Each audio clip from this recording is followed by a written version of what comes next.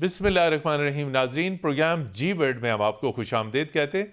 और हालिया दिनों में अमरीकी महकमा खारजा की एक तहलका खेज रिपोर्ट इंसानी हकूक़ के बारे में आई।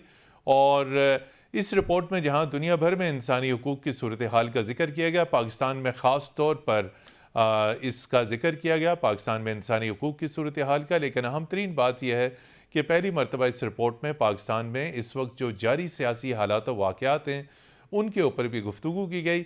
साबिक़ वज़ीर-ए-आज़म इमरान ख़ान की जो पोलिटिकल एक्टिविटीज़ हैं, सरगर्मियाँ हैं, उनको जिस तरीके से महदूद किया जा रहा है, उनके कारकुनों पर जिस तरीके से तशद्दुद किया जा रहा है, इसका भी जिक्र आया। आज हम ना सिर्फ इस रिपोर्ट पर बात करेंगे बल्कि हम ये भी बात करेंगे कि क्या अमरीकी महकमा खारजा की रिपोर्ट पाकिस्तान के अंदरूनी मामलात में मुदाखलत है। अमरीका दुनिया भर में इंसानी हकूक़ और पोलिटिकल सिचुएशन की जो एक्टिविटीज़ हैं, जो सिचुएशन है, इसको क्यों मॉनिटर करता है और इसका क्या मकसद है, और आया क्या ये रिपोर्ट फेयर है। और जिन मुल्कों में इंसानी हकूक़ का रिकॉर्ड मज़ीद ख़राब है, क्या इसी तरह वो भी हाईलाइट किए जाते हैं या इसे पॉलिटिकल टूल के तौर पर इस्तेमाल किया जाता है। इस रिपोर्ट और अमेरिका और पाकिस्तान के ताल्लुकात, अमेरिका किस हद तक पाकिस्तान में मुस्तहकम जमहूरियत चाहता है, मुस्तहकम सिस्टम चाहता है, इन तमाम इशूज़ पर बात करेंगे। हमारे साथ मौजूद हैं इंतहाई मंजे हुए साबिक़ सफ़ारतकार और वाशिंगटन में पाकिस्तान के सफ़ीर के तौर पर इन्होंने खिदमात सर अंजाम दी, सेक्रेटरी खारजा के तौर पर इन्होंने खिदमात सर अंजाम दी, बहुत तवील सफ़ारतकारी में कैरियर, पाक अमरीका ताल्लुकात, आलमी अमूर, इन तमाम नुकात जिनका हमने जिक्र किया, इन पर इनकी गहरी नज़र है।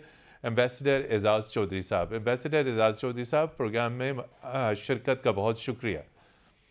शुक्रिया जनाब, जी जी।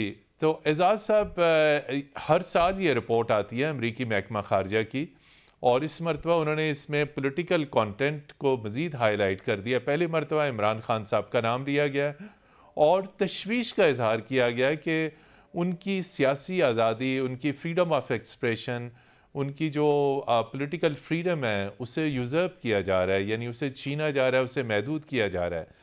तो आप क्या कहते हैं कि ये रिपोर्ट एक ऐसे वक्त में जब पाकिस्तान में ख़ुद एक बहुत सियासी हलचल है, ये कितनी अहम होगी पाकिस्तान के हालात के बारे में, और क्या इसे पाकिस्तान सीरियसली लेगा? जी, हर साल अमेरिका ये रिपोर्ट निकालता है और पाकिस्तान और कई दीगर ममालिक पे अपने इंसानी हकूक़ के हवाले से मुशाहिदात देता है, और ये कमीशन सिफारिशात देता है अमेरिका की हुकूमत को भी और कांग्रेस को भी। जी।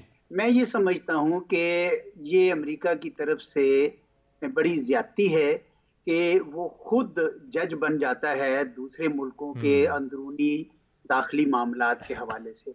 ये कोई दुरुस्त रविश नहीं है, और वो सुनते हैं। हर बार हम उनको बताते रहे हैं, हुकूमतें बताती हैं कि जनाब ये आपका काम नहीं है कि आप दूसरों पे, इसके लिए एक पूरा इदारा बना हुआ है अक़वाम मुत्तहिदा का, ह्यूमन राइट्स काउंसिल, जिसके अंदर पीरियोडिक रिव्यूज होते हैं तमाम मुल्कों के, उनके ऊपर सारी बातें उनकी जो मुशाहिदात आप कह रहे हैं वो भी आइडेंटिफाई करते हैं। फिर उन मुल्कों, उसको कहते हैं यूनिवर्सल पीरियोडिक रिव्यू, यूपीआर, और फिर ये मुल्क वापस जाके उनको रिपोर्ट देते हैं कि जनाब हमने इस पे ये अमल कर लिया है, और उसके ऊपर बाकायदा सारी दुनिया के लोग जो मुल्क हैं वो बहस करते हैं। तो ऐसे में एक मुल्क उठे और आके किसी एक मुल्क को पिन पॉइंट करे, किसी एक मुल्क को नहीं करते, बहुत सारे मुल्कों के लिए।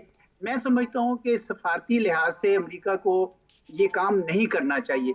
ये इस बात से मतीन साहब कतई नजर है कि क्या पाकिस्तान में अपने इंसानी हकूक की सूरत हाल जो बिगड़ रही है वो बेहतर होनी चाहिए या नहीं होनी चाहिए, वो एक अलग बहस है। वो अलग बहस है। जी जी जी। तो लेकिन ये बताइए एजाज़ चौधरी साहब, ये रिपोर्ट अपनी तरफ आपने ये कहा कि ये यकीनी तौर पे पाकिस्तान के अंदरूनी मामलात में मुदाखलत है, लेकिन आपको पता है कि इस्लामाबाद में अमरीकी सफारतखाना मौजूद है, बड़ी तादाद में बड़े पाकिस्तानी लॉबियस्ट हैं, बड़े बाअसर पाकिस्तानी वाशिंगटन, न्यूयॉर्क में रहते हैं। तो दोनों तरफ से, इस्लामाबाद से लेकर अमरीका तक, जब कभी किसी भी पॉलिटिकल पार्टी के ऊपर कोई सख्त वक्त पाकिस्तान में आता है तो पाकिस्तान की एक डिस्टॉर्टेड पिक्चर पेश कर दी जाती है। आगे बढ़ बढ़ कर अमरीकियों को बताया जाता है कि जी पाकिस्तान की सूरत हाल का नोटिस लें। तो हमारा नुक्ता यह है कि जब पाकिस्तानी पॉलिटिशियंस और पॉलिटिकल पार्टीज़ खुद अमेरिका को मदऊ करते हैं कि जनाब आइए और मॉनिटर कीजिए, उनके साथ नाश्ते पे मुलाकातें होती हैं और पास्ट का रिकॉर्ड भी आपके सामने है कि कितने पॉलिटिशियंस वाशिंगटन में जिनका ताल्लुक पाकिस्तान से था, अमरीकी सियासतदानों को, वहाँ लॉबियस्ट को, वहाँ तंजीमों को इस हवाले से कंपेन करते नजर आए। जी, देखिए ये फिर थोड़ा सा रेपुटेशन हो जाएगी। जी इसमें तो कोई अब दो राय नहीं रह गई कि अमेरिका को ये काम नहीं करना चाहिए। बिल्कुल। अच्छा, क्या पाकिस्तान की सूरत हाल पे उनके सफीर को रिपोर्ट करना चाहिए? बिल्कुल करना चाहिए। हम्म। क्या वहां पे हमारे जो कायदीन जाते हैं उनके साथ डिस्कशन होनी चाहिए? होती रहे बेशक, बिल्कुल। कोई हर्ज नहीं, क्योंकि हमारे लोग भी अपना एक जवाब रखेंगे और बताएंगे। और अमेरिका की जो पॉलिसीज है उनके हवाले से भी हमारे कुछ तहफ़्फ़ुज़ात होते हैं, खित्ते में उनकी जो पॉलिसीज होती हैं उसके हवाले हम्म। से, तो ये बातें तो होती हैं। हम्म। लेकिन एक बाकायदा रिपोर्ट निकाल कर, जी नेम एंड शेम अंग्रेजी में कहते हैं कि जी आप वो बिल्कुल, करें मुल्कों को, मेरे ख्याल में ये काबिल तशवीश दुरुस्त है। नहीं है। हम्म। ये काबिल तशवीश है। लेकिन उसके कतई नज़र, जिस तरह मैंने पहले कहा कि देखिए, पाकिस्तान में इंसानी हकूक के हवाले से सिर्फ अमरीकी तो नहीं निकाल रही ये रिपोर्ट, हम्म। आप पे अपने human rights commission of Pakistan भी रिपोर्ट निकालता है। और जी। मैं दोनों रिपोर्ट्स को देख रहा था तो दोनों के मंदरजात में बहुत ज्यादा मुमासलत भी मुझे नजर आई कई हम्म। चीजों में। उसकी वजह यह है कि इंसानी हकूक अगर पाकिस्तान में खराब होते हैं, उनकी इज्जत नहीं की जाती है या पामाल किए जाते हैं, तो हमारे हम्म। बतौर शहरी हम सबके लिए परेशान कुन बात होगी। और बिल्कुल। अगर वो बेहतर हों, हम सबको अच्छा लगेगा। अब आप बिल्कुल। ये देखें ना कि पाकिस्तान में पिछले 1-2 साल में ही जब मैं देखता हूँ कि सियालकोट की फैक्ट्री से एक श्रीलंकन को निकाल के उसको सरेआम उसको मार के लिंच किया जाता। जला दिया उसको। बिल्कुल। और उसके बाद फिर ननकाना साहिब में भी आपने देखा कि पुलिस जी। स्टेशन से बंदे को निकाल के उसकी नंगी लाश को घसीटा गया। हम्म। हमने सुना कि कराची में कोई एक क्रिश्चियन नर्स थी, या पेशावर में कोई सिख प्रैक्टिशनर थे, या सक्कर में उनको कोई भी हिंदू निशाना बनाया गया। सहाफी थे। तो ये सारी बातें जो है, ये वो हैं जो हमें खुद अपने तई हम्म। इनका तदारुक करना चाहिए, इनको देखना चाहिए कि ये क्यों हो रहे हैं ये वाकयात। जबकि हमारा कॉन्स्टिट्यूशन तो बड़ा क्लियर है। हमारे बिल्कुल। कॉन्स्टिट्यूशन में बहुत क्लियर लिखा हुआ है कि ये जो हमारी अकलियतें हैं, इनको मजहबी आज़ादी भी मिलेगी। और हुकूमत का, स्टेट का ये काम है कि उनको तहफ़्फ़ुज़ फराहम करे। तो यानी ये दो दो सेपरेट, मैं इसलिए कह रहा हूँ कि अमेरिका की निशानदेही करना वो पाकिस्तान के अंदरूनी मामलात में मदाखलत है, क्योंकि बैनुल-अक़वामी सतह पे एक इदारा मौजूद है ह्यूमन राइट्स काउंसिल के जी। नाम से। और लेकिन ये अपने तई मैं समझता हूँ कि पाकिस्तान में ये जो सूरत हाल है ह्यूमन राइट्स की, इसका तदारक करना, इसको देखना बहुत जरूरी है। एजाज साहब, आपके साथ बहुत सारी हमारी मुलाकातें नहीं, पस मंज़र की कई मरतबा गुफ्तगू भी रही, तो उसी तनाज़र में हम सिर्फ ये पूछेंगे, इस पे आज खुल के बताइएगा। आपने पाकिस्तान की वजारत ख़ारजा को हेड भी किया। बहुत सारी हुकूमतें यकीनी तौर पर अमेरिका की सपोर्ट को अपनी जिसे कहते हैं हुकूमत की पायदारी के लिए इंतहाई अहम समझती हैं।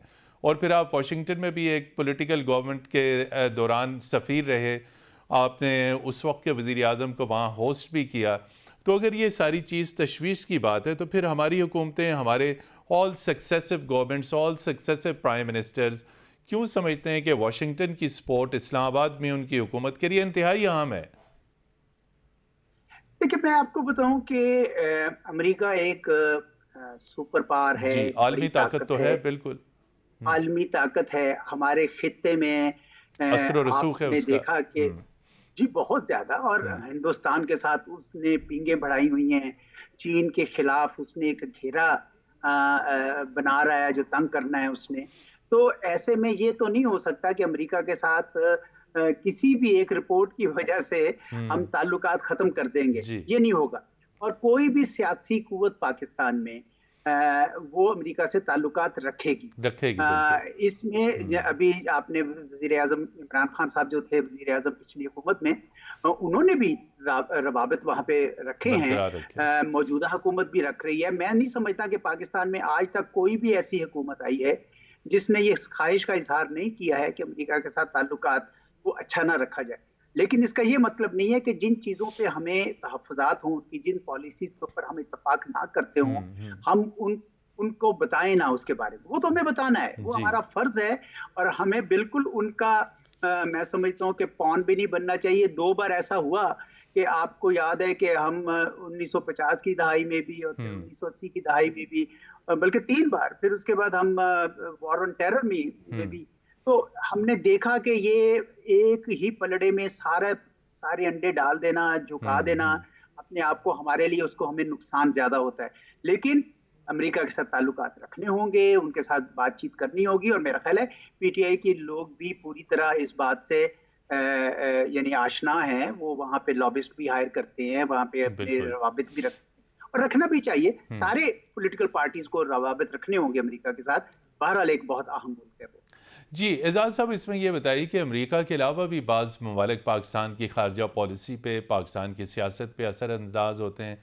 आप जब दफ्तर खारजा में रहे तो क्या इसकी ये तासर सही है कि कुछ गैर मुल्की हुकूमतें other than United States Pakistan के ऊपर अपना दबाव बढ़ाती हैं, अपनी मर्ज़ी की हुकूमत या मुखालफिन को कुचलने के हवाले से किस पैगाम रसानी होती है, कुछ शख्सियात आती हैं, कुछ पैगाम डिलीवर किए जाते हैं, और ख़ास तौर पर अगर हम इमरान खान साहब का जिक्र करें तो वो बार बार खारजा पॉलिसी का जिक्र करते रहे। तो चूँकि खारजा पॉलिसी आपसे बेहतर कौन जानता है, क्या हमारी खारजा पॉलिसी कभी वाशिंगटन के, कभी रियाद के, कभी किसी और मुल्क के दबाव में आई?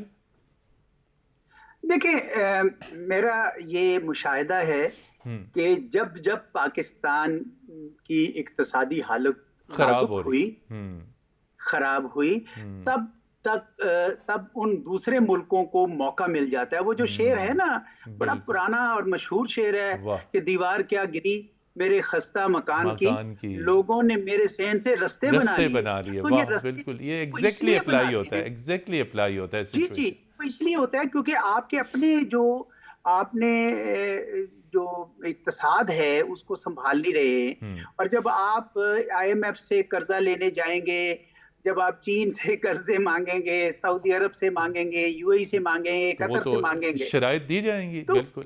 हाँ। जी जी, देखिए ना, आपका कोई, आप भाई भाई भी अगर कोई आपस में रहते हैं, कोई एक कर्जा लिए जाता है हम्म। मुसलसल, तो फिर दूसरा एक दिन उसको कहेगा ना कि भाई अपने जरा मामला दुरुस्त करें। दुरुस्त करें। तो ये तो होगा। हम्म। इसलिए सबसे ज्यादा अहम जरूरत ये है कि हम अपनी सियासत दुरुस्त करें, क्योंकि हमारी सियासत दुरुस्त होगी तो तो मईशत हमारी दुरुस्त होगी। इक़्तिसाद दुरुस्त होगी। जी जी। जी। तो इस पे दूसरों का दोष मत दीजिए, ये हमारा अपना दोष है। हमें खुद इसके ऊपर हम जिम्मेवार हैं कि हमने ये इस नहज पे पहुंचा दिया मुल्क को, कि दूसरे मुल्कों को मौका मिल जाता है कि वो फिर आपको मशवरे भी देते हैं, और बल्कि हम्म। मैं समझता हूँ उससे आगे जाके नसीहतें भी करते हैं और गिले भी करते हैं।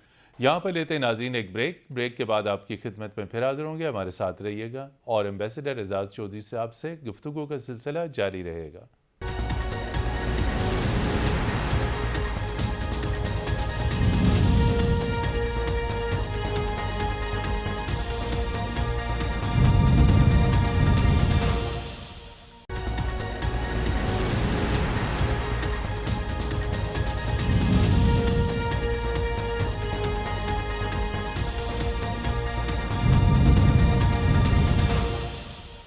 जी नाज़रीन, प्रोग्राम जी वर्ल्ड में एक मरतबा फिर खुश आमदेद, और हम बात कर रहे हैं पाकिस्तान के सियासी मामलात में अमेरिका की दिलचस्पी और ख़ास तौर पर अमेरिकी महकमा खारजा की इंसानी हकूक़ के बारे में ताज़ा तरीन रिपोर्ट। एम्बेसडर एजाज चौधरी साहब, आपकी नज़र से भी गुजरे होंगे, साबिक अमरीकी नुमाइंदे बराए पाकिस्तान और अफ़गानिस्तान ज़ल्म खलीलज़ाद के बहुत ट्वीट सामने आ रहे हैं। पाकिस्तानी दफ्तर खारजा ने भी उनको मुस्तरद कर दिया, पाकिस्तान के अंदरूनी मामलात में उन्हें मुदाखलत करार दिया। आप क्या समझते हैं कि इस वक्त ज़ल्म खलीलज़ाद, अगरचे के माजी में वो अहम तरीन पोजीशंस पर रहे, अब उनकी कोई असर रसूख है, उनकी बात में कोई वज़न है जो पाकिस्तान के साबिक वज़ीर आज़म इमरान खान साहब के बारे में वो कह रहे हैं? जी देखिए, मेरा ये ख्याल है कि जब उन्होंने पहला ट्वीट किया, मैंने पढ़ा उस वक्त, तो पहली बात मेरे जहन में यही आई कि अब इनकी कोई सरकारी हैसियत नहीं नहीं, है, बिल्कुल। और ये हुकूमत अमेरिका को की नुमाइंदगी नहीं कर रहे। तो बिल्कुल। अब ये ऐसे ही है जिस तरह बहुत सारे और एक आज़ाद दानिश्वर भी शहरी। और तजिया निगार भी। बिल्कुल, एक आज़ाद शहरी। जी हाँ। हम्म हाँ, आजाद शहरी के तौर पर माइकल कुगलमैन भी करते हैं, बहुत सारे हम्म लोग करते हैं। तो मैं ये समझता हूं कि हमें इसका जवाब देने की जरूरत नहीं थी, और हम्म उसकी वजह यह है कि वो एक आजाद शहरी के तौर पर कर रहे हैं। अच्छा, जब हमने जवाब दे दिया तो आपने देखा कि उन्होंने शह पकड़ ली, और एक और ट्वीट आ गया, जनाब ट्वीट एक फिर और वो ट्वीट। ट्वीट पे ट्वीट करने लग गए।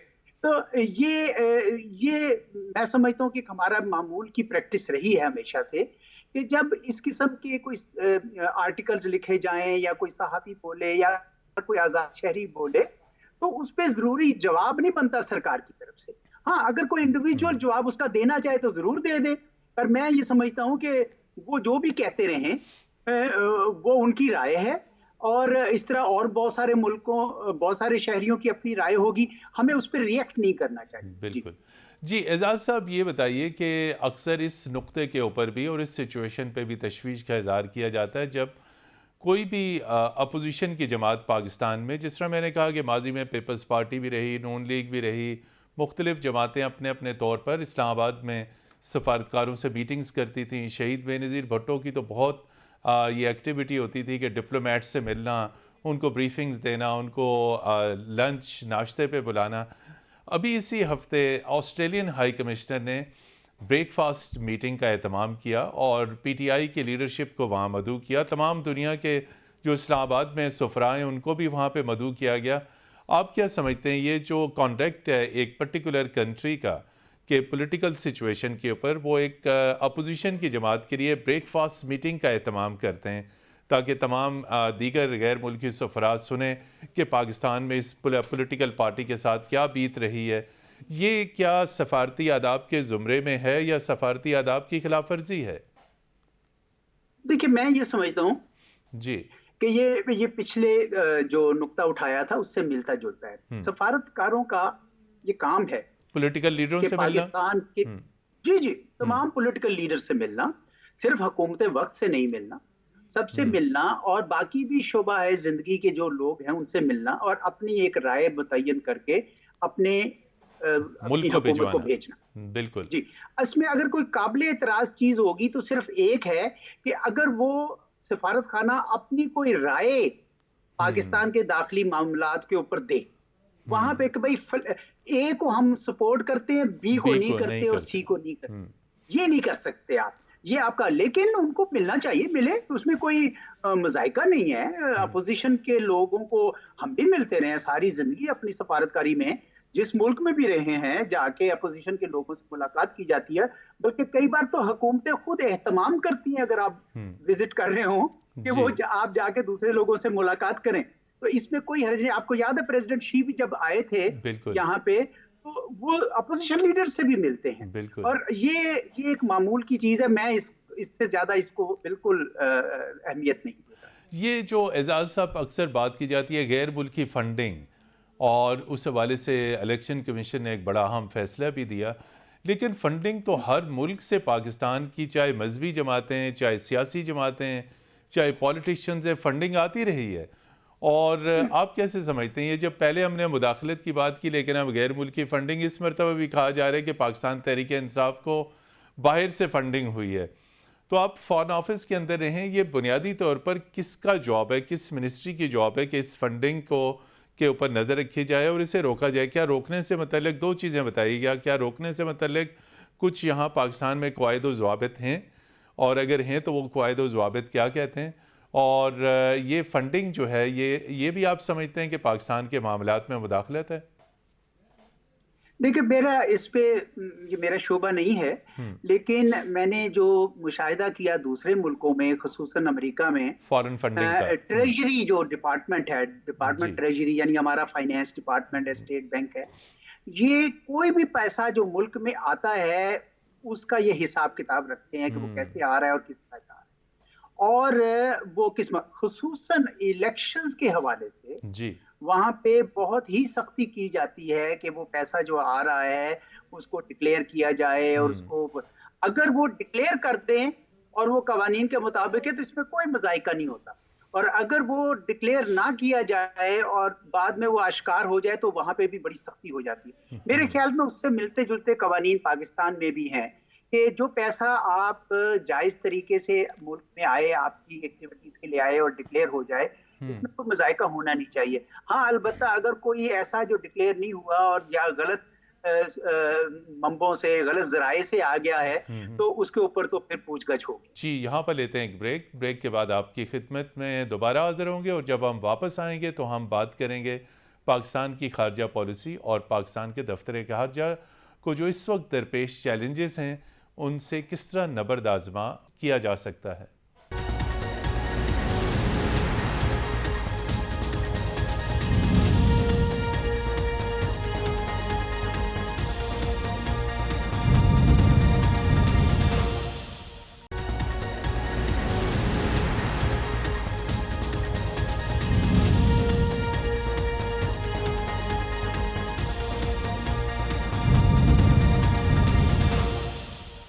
जी नाज़रीन, प्रोग्राम जी वर्ड में एक मरतबा फिर खुश आमदीद। ब्रेक पे जाने से पहले मैंने कहा था कि आखिरी सेगमेंट में हम बात करेंगे पाकिस्तान की खारजा पॉलिसी के हवाले से, इकनॉमिक डिप्लोमेसी के हवाले से, हमारी फ़ॉरेन पॉलिसी के जो टारगेट्स हैं, हमारे जो फ़ॉरेन ऑफिस है, हमारी कौंसलर सर्विसेज, इस हवाले से भी बहुत बहस होती है, बहुत सारे नुक्ते उठाए जाते हैं। एजाज़ चौधरी साहब, आप क्या समझते हैं इस वक्त में हमारी खारजा पॉलिसी, आप समझते हैं कि वो सही सिमत में जा रही है? कोई चैलेंजेस हैं अगर तो आप वो हाईलाइट कर सकते हैं, चूँकि जो आपकी वॉइस होगी वो यकीनी तौर पर ऐवान इक़्तिदार तक पहुँचेगी।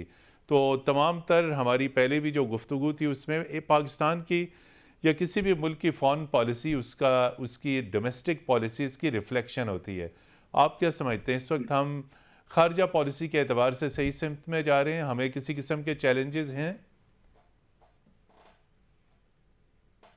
जी, सिमत में तो कोई मुझे मसला नज़र नहीं आ रहा है। हम ये चाह रहे हैं कि अमेरिका और चीन के साथ हमारे जो ताल्लुकात हैं, हम किस तरीके से उनमें तवाज़न भी रखें और अपने मफादात की बुनियाद पर उनके साथ ताल्लुकात कायम करें। हम ये कोशिश कर रहे हैं कि मोदी का जो हिंदुस्तान है उससे पाकिस्तान को जो पहुंचने वाले नुकसानात हैं उसका उससे मुकाबला कैसे किया जाए। निबड़ा बिल्कुल। जा सके।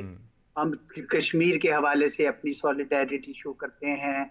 सऊदी अरब और ईरान के दरमियान जो रेपरोशमा हुआ है उस पर हमें खुशी हुई है। तो वो तो उस हद तक तो मेरा ख्याल है पाकिस्तान की खारजा पॉलिसी की सिमत में कोई मसला नहीं है, नहीं। लेकिन चैलेंजेस बढ़ गए हैं। चैलेंजेस इसलिए बढ़ गए हैं कि वो पाकिस्तान, जैसे आपने कहा कि दाखिली हालात के साथ जुड़े होते हैं, और अगर आपकी दाखिली हालात जो है सियासी तलातुम हो, एक इक्तिसाद का भी एक बड़ा संगीन बहरान हो, तो में हम कैसे इसको अपनी खारजा पॉलिसी को कैसे आगे बढ़ाएं? क्योंकि सारे मुल्क ये चाहते हैं कि वो जिसके साथ डील कर रहे हैं, यानी आपके साथ अगर वो डील कर रहे हैं तो वो यानी आप इस पोजीशन में हैं कि पूरी की पूरी जो पॉलिटी है, पूरा पाकिस्तान उसके पीछे है। तो कुछ खारजा पॉलिसी की जो ऑप्शंस हैं उनमें यकीनन थोड़ी कमी आती है अगर आप अपने दाखिली लिहाज से कमजोर हों, लेकिन सिमत में मुझे कोई खराबी नजर नहीं आ रही। ये फरमाइए कि हमेशा आपने देखा कि साबिक वज़ीर-ए-आज़म इमरान खान हों, नवाज शरीफ हों, बेनज़ीर भुट्टो हों, वो तो बहुत पहले थी, और मौजूदा हुकूमत इकनॉमिक डिप्लोमेसी की बहुत बात की जाती है, लेकिन अमलन अगर हम देखें तो इकनॉमिक डिप्लोमेसी पे उस तेज़ रफ्तारी से काम नहीं होता जिस तरीके से होना चाहिए। तो आप क्या समझते हैं कि इकनॉमिक डिप्लोमेसी जो है वो पाकिस्तान के मौशी इस्तेहकाम के लिए अज़हद ज़रूरी है, लेकिन ये काम दफ्तर खारजा का ही है या इसमें दीगर इदारे भी हैं? नहीं, इसमें दीगर भी हैं। देखें, ये खाली इस तरह होता नहीं है। हाँ। आप किसी भी सफारत खाने में कमर्शियल अटैचीज भी होंगे, इकोनॉमिक टीम मिनिस्टर्स होगी। भी होंगे, बिल्कुल। डिफेंस के दूसरे महकमों के भी होंगे। तो ये एक कौमी यानी जद्दोजहद टीम होगी। वर्क। ये ऐसे नहीं टीम हो वर्क। सकता हाँ। कि खाली एक डिपार्टमेंट करे। दूसरी बात यह कि आपको इकोनॉमिक डिप्लोमेसी का सही मफहूम भी समझना होगा। जी। ये नहीं हो सकता कि पाकिस्तान के यानी आपकी प्रोडक्शन कैपेसिटीज कम हो गई हो, एक्सपोर्टेबल सरप्लसेस ना हो, बेचने को कुछ नहीं हो, और आप अच्छी अंग्रेजी बोल के अपना सामान बेच सके। ऐसा होता नहीं। वाह। उसके लिए जरूरी है कि आपके जो अपना घर के अंदर जो इकोनॉमिक आपकी सिचुएशन। सनतें हैं जी वो प्रोड्यूस कर बिल्कुल। रही होंगे, ऐसा जी वो बिल्कुल। बेहतर होगी तो आप देखेंगे। दूसरी बात यह है कि इकोनॉमिक डिप्लोमेसी का एक बहुत ही बड़ा पहलू जो ये है वो ये है कि आपके खित्ते में किस किस्म के इक्तिसादी ताल्लुकात हैं। आपकी अफगानिस्तान के साथ कैसी ट्रेड है, आपकी हिंदुस्तान के साथ क्या तजारत है, आपकी ईरान के साथ बॉर्डर ट्रेड आप कर रहे हैं कि नहीं कर रहे हैं। ये चीजें जो इकोनॉमिक डिप्लोमेसी की रूह है, की असास है। हमारा आलम यह है कि अफगानिस्तान के साथ 2012-13 में 3 बिलियन से ऊपर चली गई थी ट्रेड। अब वो वापस नीचे आ गई है। हम्म। हिंदुस्तान के साथ तो पहले, अब तो बिल्कुल ही राब्ते खत्म हो गए हैं, वाया दुबई होती है, वरना तो कोई ट्रेड भी कोई नहीं है। पहले जो सब्जियां आलू प्याज लेते थे वो भी खत्म हो गया। हम्म। ईरान के साथ बॉर्डर पॉइंट्स ही नहीं खोले, इतना अरसा हो गया, बड़े अरसे बाद 1.5 पॉइंट मैं कहूंगा खुला हुआ है। तो उसके ऊपर बॉर्डर मार्केट्स बनाए ताकि जो सैंक्शंस ना लगे और आप उसको एक्सप्लॉइट कर सकें। मेरा मकसद कहने का ये है, ग्वादर को आप अच्छी तरीके से बनाएं और तैयार हम्म। करें। बल्कि मैंने तो एक आर्टिकल में ये भी लिखा है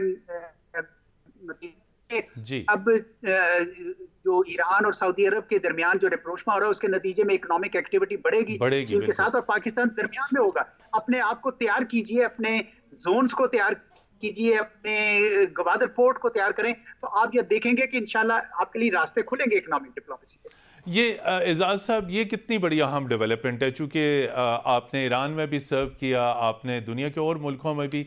ये बड़ी मुद्दतों के बाद ईरान और सऊदी अरब में जो जो मुफाहमत का मायदा तय पाया है। एक तो आपने बहुत अच्छी बात की कि पाकिस्तान अब हब बनने जा रहा है। कुछ मज़ीद हमारे सुनने वालों को बताइए कि इससे इस्लामी दुनिया पे, मिडल ईस्ट पे और ख़ास तौर पर पाकिस्तान के लिए क्या मुस्बत असरात होंगे। ये जो मिडल ईस्ट की दो बड़ी कुव्वतें जिसे हम अरब और अजम कहते हैं, ईरान और सऊदी अरब के दरमियान मुफाहमत, हमें क्या लर्न करना है इसमें, हमारे लिए क्या मैं समझता चैलेंजेस हूँ, हैं? जी। जी, मैंने एक आर्टिकल भी लिखा था डॉन में, क्वाइट डिप्लोमेसी के नाम से, जी। और मैं ये समझता हूँ कि बहुत चीजें हम इनसे सीख सकते हैं। देखें कितनी पुरानी मुसाबकत थी ईरान हम्म। और सऊदी अरब की, कोई शक नहीं। लेकिन सऊदी अरब ने भी महसूस किया कि अब दुनिया बदल रही है, और हम्म। सिर्फ तेल के ऊपर उनका इनिसार नहीं होना चाहिए। वो अपनी इक़्तिसाद को बढ़ा रहे हैं और अपनी ऑप्शंस बढ़ा रहे हैं। सिक्योरिटी में भी वो सिर्फ अमेरिका पे डिपेंड नहीं करना चाहते हैं।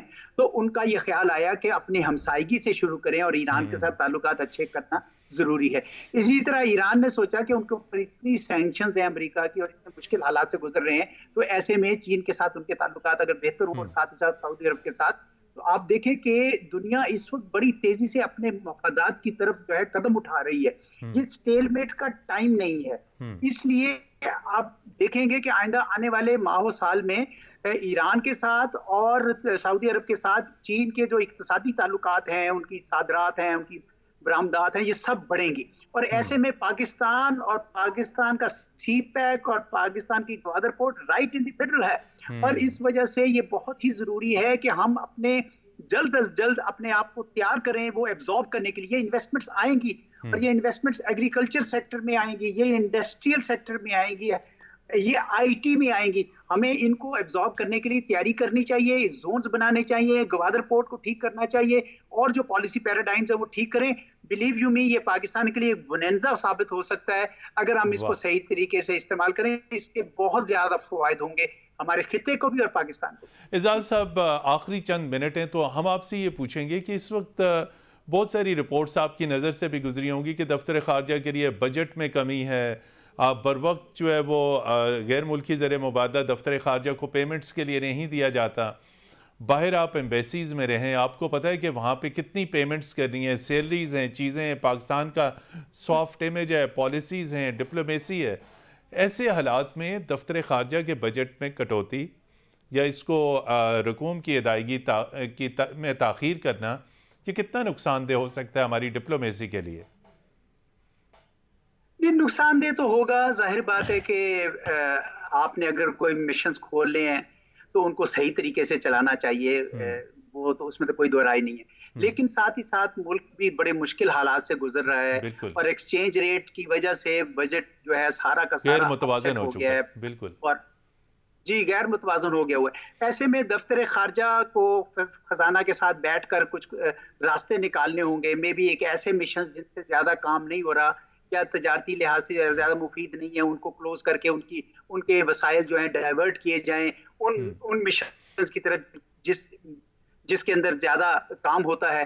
दूसरा, वो मिशंस जहाँ पे वो खुद कमा रहे हैं, मिसाल के तौर पर जहाँ पाकिस्तानी डायस्पोरा है, कौंसलर फीस हैं, या जिन मुल्कों के साथ तजारत ज्यादा है, उनमें आप कंसंट्रेट करें। तो आपको कुछ थोड़ा सा एक प्लान बनाना पड़ेगा, रैशनलाइज करना पड़ेगा, क्योंकि हालात इक्तसादी खराब हैं। तो दफ्तर खारजा को भी उसकी यानी उसका प्रोएक्टिवली उसको देखना पड़ेगा।